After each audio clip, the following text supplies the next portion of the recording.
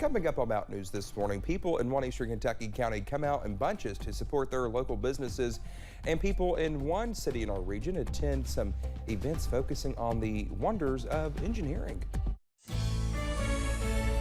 Dedicated to Eastern and Southern Kentucky, this is WYMT Mountain News this morning.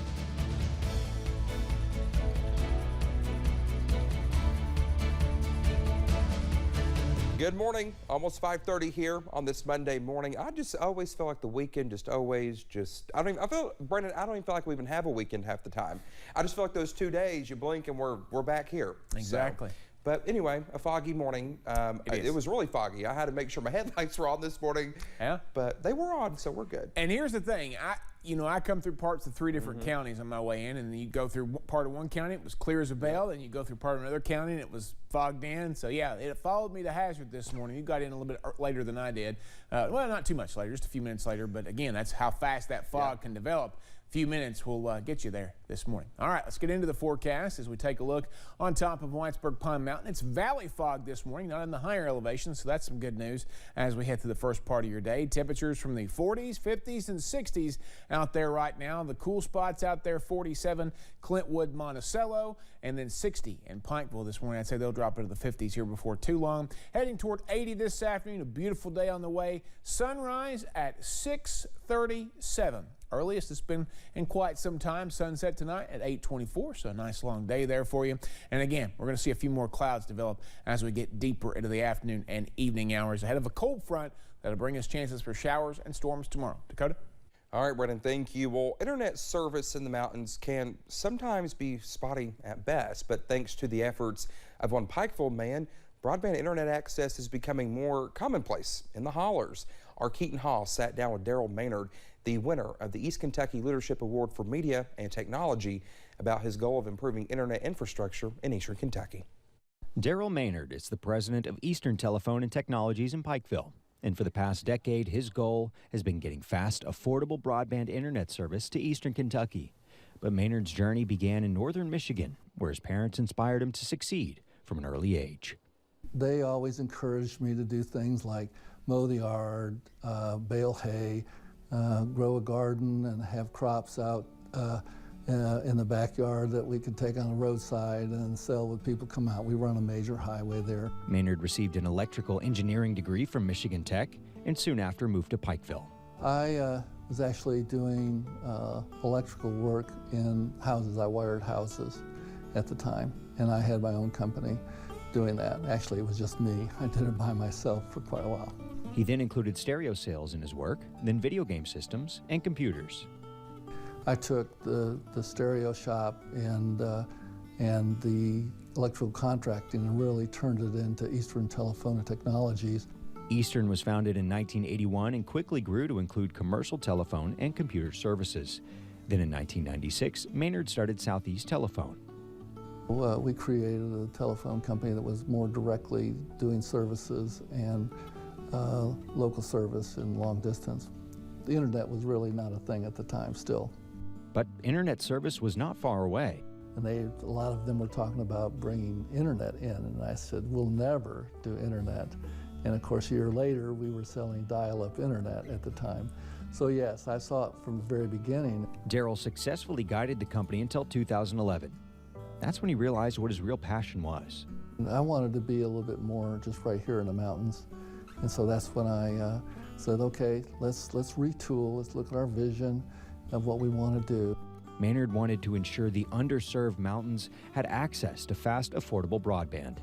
So that's basically what I've been doing since 2015, is working on that effort to, and Sandy Curd and several others, Lonnie Lawson, Alan Gillum, we've all been talking the same messaging, is to try to help Eastern Kentucky get affordable broadband as quick as they can. He's fought for broadband committees and feasibility studies in local governments, but Maynard says it wasn't until the pandemic that it was taken seriously. It really didn't take off until the pandemic. Said, okay, this is infrastructure. We can't do without it. It's no longer a luxury. Now Maynard says he's seeing improvements with federal and state assistance laying the groundwork. Maynard says it's up to smaller local telco companies to fill in the gaps.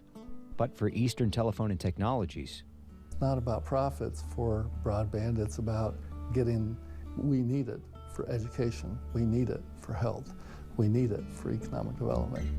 it's about uniting mountain communities one cable at a time. The 2022 East Kentucky Leadership Award for Media and Technology goes to Daryl Maynard. The East Kentucky Leadership Conference wrapped up on Friday at the Appalachian Wireless Arena in Pikeville. An event to help support small businesses was held during the weekend in Paintsville, and people came from all around to join in on the fun and do a bit of shopping. Officials say Market 606 is a great way to boost the local economy and get small local businesses more exposure.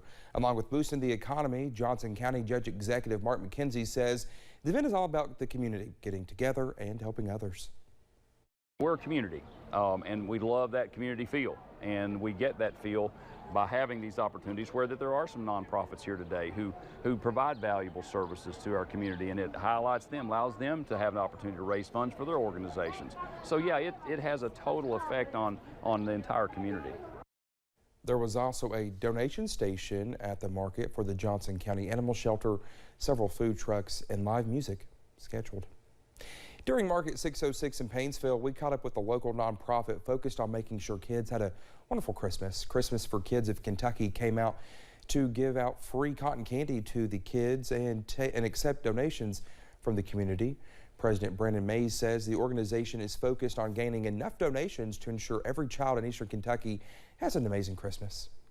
From December, 11th to December 10th of the next year, we're just raising as much money as possible through all the organization's efforts.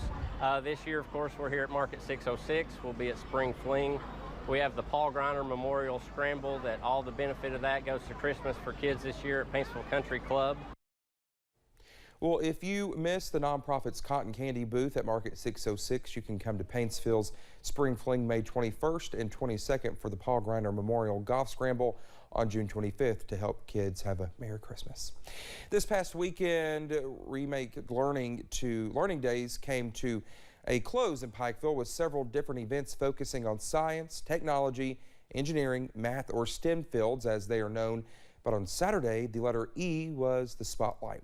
Mountain E Day focused on the wonders of engineering and sharing the excitement of the field with the hands-on activities at 3 different locations. The University of Pikeville had 50 different physics activities, including BitSource hosted Zoom meetings with NASA and Toyota engineers and several robotics activities hosted by the Appalachian Wireless Arena. Our intention today was to show them that engineering is right here in the mountains, that these are jobs that our students can do and that you can do what you love and stay where you love. So that was really our focus of all this today.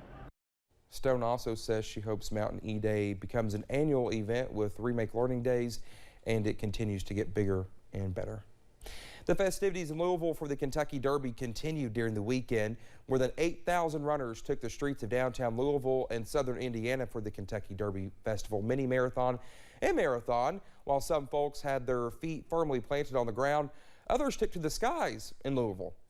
This morning we had our Great Balloon Race, so one of the oldest events on the festival schedule. We were able to get over a dozen balloons up flying this morning, a beautiful morning for the balloons to launch. The balloons challenged a windy morning, but all ended safely. The balloons, the runners, and the bourbon celebrations all a welcome sign for the first time in 3 years. People and money from across the nation and around the world is pouring into Louisville during Derby season. The city feels the economic benefits. Much of the money comes from short-term lodging, including hotels and motels, and rentals on sites like Airbnb and Vrbo. All of this helping locals get back to work. Airbnb reports a 343% increase in prices during Derby weekend. And Frankfort was feeling the Derby spirit this past weekend as Governor Andy Beshear kicked off his Team Kentucky Derby Week. In a tweet, the governor shared some photos and thanked everyone who came out to the event and supported local Kentucky businesses, saying this year's Derby feels extra special as we celebrate together again as Kentuckians. Another name on the Republican ticket for governor as Agriculture Commissioner Ryan Quarles puts his name in the running. Shelby Lofton gives us a look at where things stand for the 2023 campaign. Another Republican has entered the race for Kentucky's top job. He's one who's gone head-to-head with Governor Andy Beshear before. I'd like to announce that I will be running for governor in the Commonwealth of Kentucky in 2023. Agriculture Commissioner Brian Quarles says he's running to give voters a choice with the goal of uniting the state. The Scott County politician has served 8 years in his current role. Before that, he was a state representative. I feel like I have a strong track record of executive leadership, and I also feel a calling right now that I could provide Kentucky, if the voters would like, more public service and leadership in our state. In an interview with Bill Bryant, Quarles praised Republican lawmakers for their work in the legislative session. I thought it was a great session, that we had pro-life legislation passed, that we were able to protect our gun rights, as well as a bill to save women's sports. He criticized Beshear's vetoes. Andy Beshear is vulnerable across for re-election, and I think it's all about making sure that we mobilize the voters and give them a choice on Election Day. Quarles has publicly opposed the governor's decisions before. He criticized Beshear's COVID-19 restrictions, calling on him to fully reopen the state. He and the owners of Evans Orchard filed a lawsuit against the governor. Before the general election, he'll need to secure the Republican nomination. He joined State Auditor Mike Harmon on the GOP ticket. As the Republican Party grows, we have to get more used to having primaries. I'm going to have a lot of friends in this. There's still time for more names to be added. Shelby Lofton, WKYT. Well, Quarles made his first appearance after his big announcement on Saturday. He packed and sorted food with Miss Kentucky hopefuls at God's Pantry Food Bank in Lexington. He said he'll make a more formal campaign announcement in Scott County on June 1st. About half a dozen other Republicans have been talking about running for governor as well. That includes Attorney General Daniel Cameron, former UN Ambassador Kelly Knight Craft, and State Senator Max Wise. More candidates have a chance to enter the race officially before the primary in 2023. Well, just ahead this morning, a well-known talk show officially wraps up after being on air for nearly 2 decades. We'll have those details in just a few minutes. Sunshine and blue skies, 2 things you can expect today, but changes are on the way back to the forecast, though, sooner than you think. I'll have the latest in about 3 minutes.